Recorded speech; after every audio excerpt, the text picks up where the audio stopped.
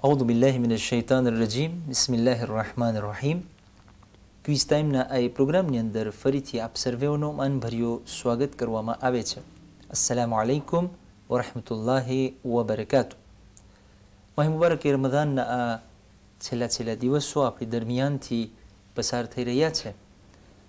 જરૂર આપણને મહેનત કરવી જોઈએ. એવું ના થાય કે આપણે ગફલતમાં રહી જાય અને આ મુબારક અને બહેતરીન ઘડીઓ આપણાથી રૂખસત થઈ જાય. આજનો આપણો કેન્ડિડેટ છે ક્વિઝ ટાઈમનો દીકરો આદિલ. તરત જ આપણે આદિલનો પ્લાતો ક્વિઝ ટાઈમ ઉપર સ્વાગત કરી અને આ પ્રોગ્રામની શરૂઆત કરીએ છીએ. આદિલ, સલામ અલૈકુમ. Alaikum salam, Sheikh. Comment tu vas? Bien. Alhamdulillah, très bien. Comment ça se passe le mois de Ramzan? Très bien. Très bien. Tu fais les rojas? Oui. Très bien. Adil, avant qu'on commence le programme de quiz time d'aujourd'hui, j'aimerais un peu que tu te présentes. Tu as quel âge? Tu es en quelle classe, Madresso et à l'école? Je m'appelle Adil, j'ai 13 ans et au Madrasa, je suis en classe 7 et à l'école, je suis en 3e. Troisième, machallah, d'accord. Donc tu as beaucoup plus de connaissances si tu es déjà en classe de 3e. Oui. Tu vas passer ton brevet cette année alors? Oui. Inch'Allah.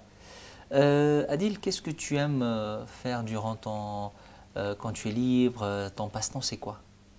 C'est lire des livres. Tu lis quoi par exemple? Tu aimes lire quoi? J'aime lire les livres de recherche ou de découverte. Machallah. Très bien. Et est-ce que tu suis le quiz time? Oui, j'ai suivi à peu près presque tout. Et comment tu as trouvé? C'est bien vu que ça aide les enfants d'apprendre des trucs, des choses nouvelles pour eux et aussi pour s'amuser. Très bien. Ok.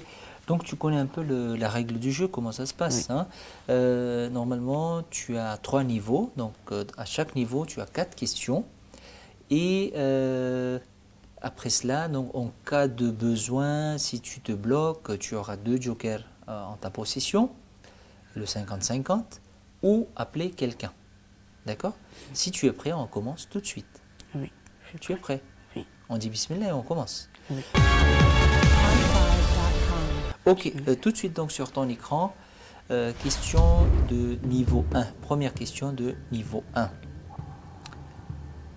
Parmi ces nabis, lequel a fait un voyage dans les cieux par ordre d'Allah subhanahu wa ta'ala?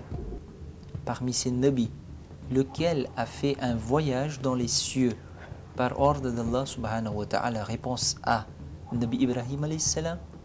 Réponse B, Nabi Moussa alayhi salam. Réponse C, Hazrat Isa alayhi salam.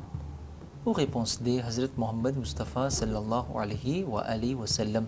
Ça va c'est le temps que tu réfléchis, je vais un peu traduire pour nos téléspectateurs.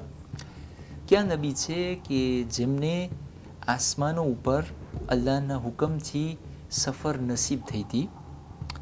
Nabi ઇબ્રાહિમ અલૈહિસ્સલામ હતા, નબી મૂસા અલૈહિસ્સલામ હતા, નબી ઈસા અલૈહિસ્સલામ હતા કે આપણા આખરી નબી હઝરતે મુહમ્મદ મુસ્તફા સલ્લલ્લાહુ અલૈહિ વસલ્લમ હતા? Donc on t'écoute Adil. Le voyage, c'est qu'il est resté là-bas ou il est juste parti? Non, juste un voyage. Je prends le D. Le D, Hazrat Muhammad Mustafa. Tu connais un peu quelque chose sur ça? Oui, je pense qu'il est parti en cheval et il est monté en haut et il a vu toutes les bonnes choses et les mauvaises choses en haut. D'accord. Oui. Et comment ça, vous avez appris ça au madrasa et tout ça? Oui, je pense que c'était une histoire. D'accord, en tariq? Oui. D'accord. C'est qui ton prof de tariq? Shaymanji. Mashallah, très bien. Donc si tu es certain et sûr, on va finaliser la réponse. Tu es d'accord? Ok, s'il vous plaît, ordinateur et régie, veuillez choisir la réponse D pour Adil. Et tout de suite, on va vérifier exactement, c'était la bonne réponse. C'est Rasoul Kouda sallallahu alayhi wa sallam qui avait fait le voyage vers les cieux. Donc c'était un voyage très, on va dire, bref et rapide. C'était en fraction de seconde, mais il a vu beaucoup de choses là-bas. Et ce voyage, comment ça s'appelle? Tu connais? Ça s'appelle le Miraj. Ah oui, oui. Vous avez fait sûrement. Oui, voilà. C'est Rajab. Oui, c'est 27 Rajab. Oui. Exactement. Très bien, Adil. Donc, nous allons passer tout de suite à la deuxième question du niveau 1. À quel moment est-il interdit pour l'homme de porter de l'or? À quel moment est-il interdit pour l'homme de porter de l'or? Réponse A, pendant la prière. Réponse B, en allant à la mosquée. Réponse C, en tout temps. Ou réponse D, le soir de son mariage. Donc, सवाल છે કે કયા મોકા ઉપર મર્દો માટે એક મર્દ માટે એક જણ માટે સોનું પહેરવું મનાઈ છે, હરામ છે. નમાઝ પઢે ત્યારે, મસ્જિદે જાય ત્યારે કે હરેક ટાઈમે અથવા તો એની mariageની રાતના. Qu'est-ce que tu en penses, Adil? Moi, je pense que c'est le C, vu que pendant le quiz thème de Annie, il y avait une question que porter de l'or pour l'homme est-il haram ou pas, et c'était haram. D'accord. Donc tu choisis la réponse C. On finalise? Oui. Tu as bien suivi, on dirait, hein? Oui. Ok, bon, si tu es certain, on va choisir la réponse C pour Adil qui dit que porter de l'or pour l'homme, c'est haram et interdit à tout moment. Donc on va voir tout de suite la réponse. Exactement, c'était la réponse C. À tout moment, donc c'est haram. Donc il n'y a pas à condition que fakat namazma, que fakat masjid jaitiare. Mais en fait, si Allah subhanahu wa ta'ala, il fait haram quelque chose, c'est pour le bien de sa créature. Parce que c'est lui qui nous a créés, il connaît c'est quoi les conséquences de telle ou telle chose. Ok? Donc comment tu te sens, Adil? Bien, je suis un peu stressée. Ça va, ça a bien démarré, on dirait. Oui. Tu n'as pas encore besoin de tes jokers? Non, pas encore. Nous passons tout de suite à la troisième question, Adil. Troisième question donc sur ton écran. Où se trouve la tour Eiffel? Où se trouve la tour Eiffel? Réponse A, Paris. Réponse B, Barcelone. Réponse C, Pékin. Ou réponse D, Londres. Tour Eiffel જે છે ક્યાં છે, કઈ જગ્યાએ છે, કઈ ગામમાં છે? પારિસમાં છે, બાર્સેલોનમાં છે, pékinમાં છે કે પછી લોન્ડ્રમાં છે? Tu sais c'est quoi la tour Eiffel? Oui. D'accord, ok. Donc tu vas répondre quoi à cette question? À Paris. À Paris. Tu es certain? Oui. Tu as déjà vu de tes propres yeux ou dans des documents ou dans des photos? Comment ça se passe? Parce qu'on voit ça presque partout. Oui. Dans les photos, les documents, les livres, la télé aussi. Très bien. Donc tu es sûr que c'est à Paris, hein? Tu es sûr, hein? On finalise? Très bien. S'il vous plaît, Régie, on va choisir la réponse A, Paris. Et tout de suite, on va vérifier. Évidemment, c'était Paris la réponse. La tour Eiffel se trouve à Paris. Quatrième et dernière question sur ton écran. Quelles sont les sourates connues comme les 4 couls? Quelles sont les sourates du Coran connues comme les 4 couls? Ou bien j'ai appliqué 4 couls qui a? Réponse A, Nas, Nasr, Falak ou Kafirun? Réponse B, Nas, Falak, Tawhid, Kafirun? Réponse C, Nasr, Kawthar, Kafirun, Tawhid? Ou bien réponse D, Falak, Kafirun, Nas et Fil? ક્યાં એ 4 સુરા છે જેને 4 કુલથી ઓળખવામાં આવે છે? તમારી સામે એક્રાનમાં તમને દેખાય છે 4 ઓપ્શન છે, 4 એમાં જે છે 4 સુરાના નામ છે. આમાંથી ગોતવાનું છે આપણા આદિલભાઈને અત્યારે કે 4 કુલ ક્યાં છે એમાંથી. Tu as une idée, Oui. Adil? Je pense que c'est le B. B. Nas, Falak, Tawhid et Kafirun. Tu connais ces 4 suras? Très bien. Ok. Donc, tu n'hésites pas. Je n'hésite pas parce qu'au début de ces 4 surahs, il y a Kul. Donc tous ces 4 surahs commencent par Kul. Oui. Très bien. Donc on va prendre ça alors. Oui. On finalise? Ah. D'accord. S'il vous plaît, on va finaliser la réponse B pour Adil. Les sourates connues comme les 4 Kul, d'après lui, c'est la réponse B et tout de suite on va vérifier. Effectivement, c'était la bonne réponse. Nas, Falak, Tawhid et Kafirun. On appelle ça les 4 Kul, c'est-à-dire que Tsar Kul, il ne faut pas oublier que ce sont les surahs qui sont surtout récités pour la protection. Hein, quand on sort de la maison, il faut réciter ces 4 Kul avec le Ayat al-Kursi. Tu connais le Ayat al-Kursi? Oui. Voilà. Donc, il est dit dans les riwayat, nos masoumines nous ont appris que quand vous sortez de la maison, vous récitez ces 4 surahs avec le Ayat al-Kursi, ça fera une protection pour la personne qui va réciter cela.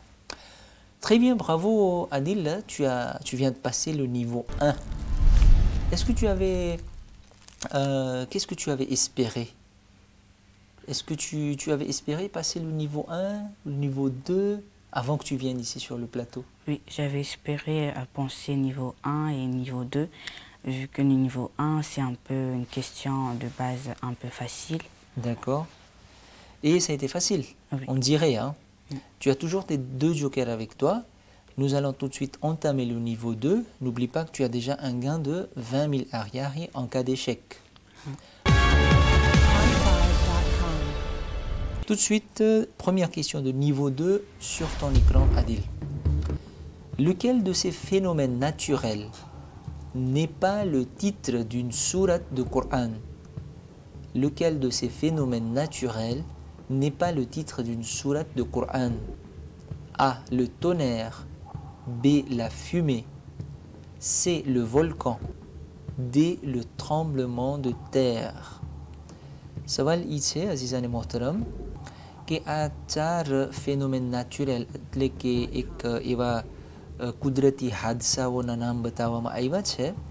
આ ચારમાંથી કયો એવું છે કે જેનું નામ કુરાની મજીદના સૂરાનું નામ મળતું જુડતું નથી, એટલે કે કુરાની મજીદના અમુક સૂરાઓ છે એમાંથી અમુકના નામ આ ફેનોમેન નેચરલ જેવા છે, પણ આ ચારમાંથી એક એવો છે જેનો ça n'a rien à voir avec le titre d'un soura.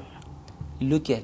Est-ce que c'est le tonnerre, la fumée, le volcan ou le tremblement de terre? Oui, Adil, tu en penses quoi?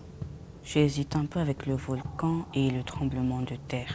Le volcan et le tremblement de terre. D'accord.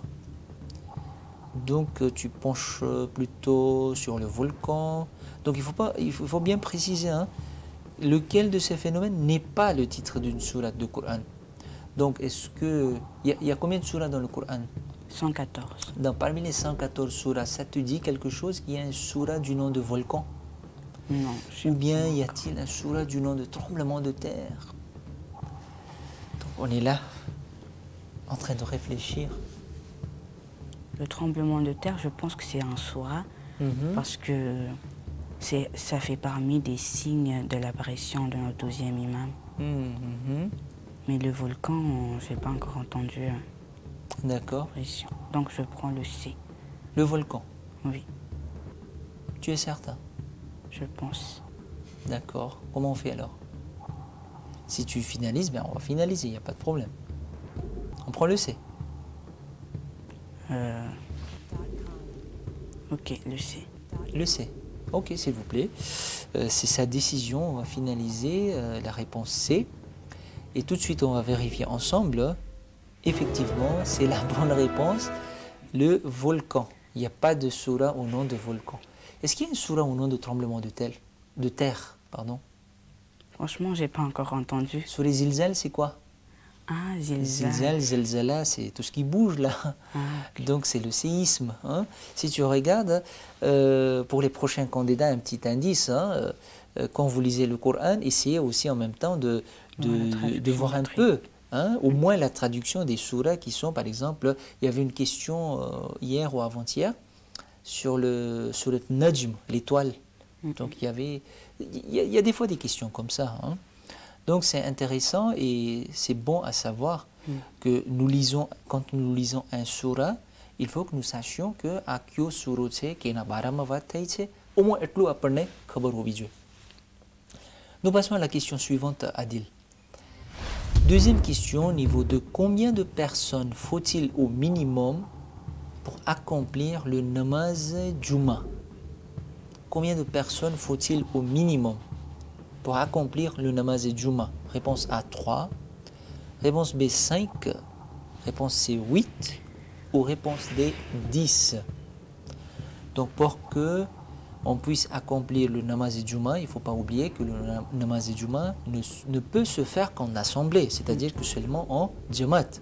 Donc une ou deux personnes, c'est sûr que de toute façon il n'y a pas une ou deux ici. Donc c'est plus de deux. Hein? Mais ça peut être combien? Combien de personnes faut-il au minimum pour accomplir le namaz Juma? 3 jana khape, 5 jana khape, 8 jana ou 10 jana? Je pense qu'après que vous avez dit qu'au minimum 1 à 2 ça peut, donc le 3 je pense que faire namaz et jamaat à 3 personnes, je pense que ça... Tu ne vas pas m'en vouloir, hein? Moi j'ai dit juste comme ça, hein? C'est une prière en assemblée, ça veut dire que il faut plusieurs personnes, voilà. Je retire ce que j'ai dit, ça ne veut pas dire que si c'est 1, 2 ça ne peut pas et que 3 ça peut, non. Je n'ai pas voulu dire ça, hein? J'ai voulu juste dire que le namaz et Juma ne peut se faire qu'en assemblée. Donc il faut plusieurs personnes. Voilà une assemblée. Oui. Mais minimum c'est combien? Donc il ne faut pas que tu sois induit en erreur pour ce que je viens de dire. Donc je rectifie la bonne réponse, c'est-à-dire que namaz et Juma, on ne peut le faire qu'en assemblée. C'est-à-dire qu'il faut plusieurs personnes. Voilà le mot exact. Donc moi j'ai juste dit comme ça, et on ne peut pas avec 1 ou 2 ou je ne sais pas, 3 ou 4, mais il faut plusieurs personnes. Voilà. Mais dans les Masaïl, c'est bien précisé le nombre minimum. Par exemple, si c'est, je ne sais pas, moins de 3, on peut faire ou on ne peut pas. Moins de 5, on peut ou on ne peut pas. À partir de combien de personnes, au minimum, on peut accomplir le namaz Juma? Par exemple, si tu arrives un vendredi à la mosquée et que, supposons, si on choisit 10 par exemple, et si c'est 9 personnes, alors le Maulana il va dire aujourd'hui on ne peut pas faire le namaz Juma parce que vous n'êtes pas 10.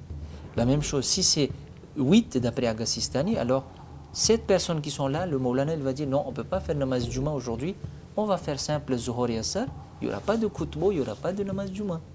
Tu comprends? Oui. Donc voilà. Est-ce que vous avez déjà entendu parler de ça? Vous avez appris cela au Madresso? Non? J'avais vu ça sur un ders, mais je ne m'en souviens pas. Je m'en souviens juste qu'ils en parlaient. D'accord. Donc il faut choisir. Hein? Et je peux déjà utiliser un joker? Bien sûr, c'est gratuit. Tu hésites sur quoi d'abord? Sur 10 et 5. 10 et 5, d'accord, ok. Donc, tu veux utiliser quel joker? Tu veux appeler quelqu'un à l'aide ou tu veux utiliser le 50-50? 50-50. 50-50, s'il vous plaît, ordinateur. Donc, on va demander à l'ordinateur de supprimer 2 mauvaises réponses. Il y a Adil donc, qui était en train d'hésiter entre 5 et 10. L'ordinateur donc a gardé pour toi la réponse A et la réponse B. Donc, le 8 est parti, le 10 est parti. Il te reste la réponse A, c'est-à-dire que minimum 3 personnes, ou réponse B, minimum 5 personnes. Donc tu as le choix maintenant entre 3 et 5. 8 et 10 donc sont supprimés par l'ordinateur. Donc ce n'étaient pas les bonnes réponses finalement, 8 et 10. À toi de décider, Adil. Moi je prends 5 alors. Tu prends 5. Tu veux pas reprendre le 3 là? Non. Non, moi j'ai rien dit. Hein. Ok, tu vas pas regretter après. Hein. D'accord? Tu vas dire, ah Cheikh, à cause de vous là j'ai perdu. On prend le 5? D'accord, c'est ta décision finale? S'il vous plaît, on va choisir la réponse 5, c'est-à-dire la réponse B pour Adil. Et nous allons tout de suite vérifier. C'est la réponse B, effectivement. Donc voilà, Adil, on va continuer notre voyage pour la 3e question qui va s'afficher sur ton écran. Lequel de ces aliments ne se périme jamais? Lequel de ces aliments, donc ça parle de nourriture, qui ne se périment jamais. Réponse A, les haricots. Réponse B, les céréales. Réponse C, le miel. Ou réponse D, le bœuf séché.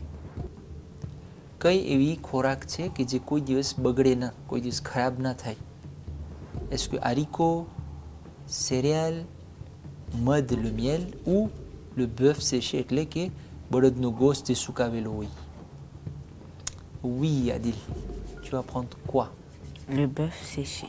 Le bœuf séché. Ça se périme jamais? Je pense que non. Tu as déjà vu le bœuf séché? Oui. Ah bon? Oui. D'accord. On peut manger des années et des années. Ah, des années. Ne se périme jamais, c'est-à-dire quand tu mets quelque part. On ne parle pas de frigo ici, hein. C'est pas précisé congélateur ou frigo, non, rien. Tu mets ici par exemple sur la table, tu mets des haricots, tu mets des céréales, tu mets du miel, tu mets ton bœuf séché là, et tu attends 1 jour, 2 jours, 1 mois, 3 mois. Lequel ne va pas se périmer? C'est ça la question. J'hésite aussi avec le haricot vu qu'on fait des stocks d'haricots. D'accord. Dans les magasins. Entre haricots et miel. Le miel. Ah, tu as lâché le bœuf séché. Hein? D'accord, donc ça devient haricot ou miel. Haricot, d'accord. Haricot, je sais pas. Il faut choisir. Hein. Haricot ou miel. Tu as des haricots chez toi? Oui. Et tu as du miel chez toi? Oui. Et comment vous conservez le miel? On le met dans le frigo. Dans le frigo? C'est dans un bol, dans une bouteille? Bocal. Bocal, très bien. Et le haricot? Ça, c'est dans une sorte de baril. D'accord. Et ça reste combien de temps? Des fois, ça prend 3 mois. Qu'est-ce qui dure le plus? Voilà. Allez, on fait comme ça. Moi, je pense que c'est le haricot. C'est le haricot qui dure, hein? Oui. D'accord. Bon, on va aller pour haricot alors. Tu veux pas appeler quelqu'un ou parce qu'on dirait que tu hésites un peu, hein? Je sais pas. Tu choisis. Parce que ce serait dommage, hein, si tu as encore en ta possession un joker et que tu fais fausse route, là, je sais pas. Si vraiment tu hésites, moi je te conseillerais de prendre ton joker. Mais si tu n'hésites pas, parce que tu dis que tu as déjà fait l'expérience, tu as vu chez toi, et bon, on va aller pour haricot alors. Les céréales sont les céréales en boîte? Oui, les céréales, je pense que oui, ça peut être ça. Hein.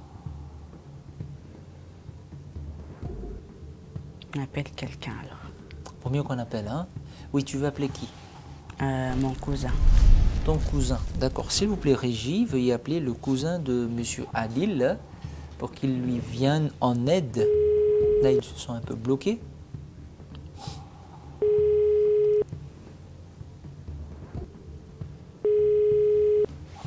Allô? Oui, allô, je vous écoute. Allô, salam alaikum. Oui, excusez-moi de vous déranger. Nous sommes sur le plateau de Quiz Time, là, le jeu de conseil régional. Oui. Et il y a Adil Onali qui est avec nous en ce moment. Oui. Et il est un peu bloqué là sur une question, il a besoin d'aide. Oui. Il nous a demandé de vous appeler. Oui. Je peux vous dicter la question? Oui. Oui, voilà donc la question est la suivante. Lequel de ces aliments ne se périme jamais? Oui. Réponse A, les haricots. Réponse B, les céréales. Réponse C, le miel. Ou réponse D, le bœuf séché. Donc déjà là, il y a Adil qui hésite entre le haricot et le miel. Donc là, il veut une petite aide de votre part. D'accord. J'ai combien de secondes? Non, juste 10 secondes, hein, 5 secondes, 10 secondes, juste le temps que... Haricot, miel et... Céréales. Haricot, miel et les 4 réponses, s'il vous plaît. Vous pouvez haricot, céréales, miel et bœuf.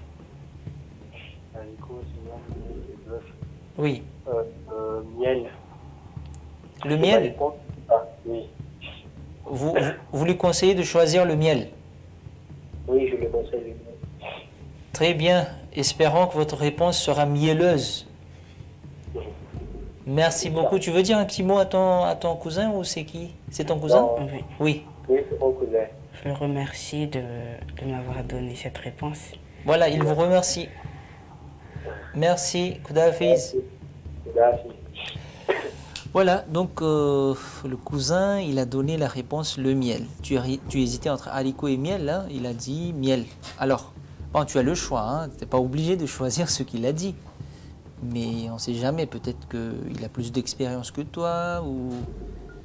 Tu as le choix. Tu as la décision, t'appartient, Adil. Donc je prends le miel. Tu lui fais confiance? Oui. D'accord. S'il vous plaît, Régie, on va choisir la réponse C pour Adil qui pense que l'aliment ou la nourriture qui ne se périme jamais, c'est le miel. Et on va tout de suite vérifier. Ouf, c'était le miel, hein. C'était le miel. Et merci au cousin qui t'a donné cette réponse. Donc la 4e question sur ton écran, Adil. Comment s'appelle le fils de Abu Bakr qui a été élevé par Imam Ali alayhi salam?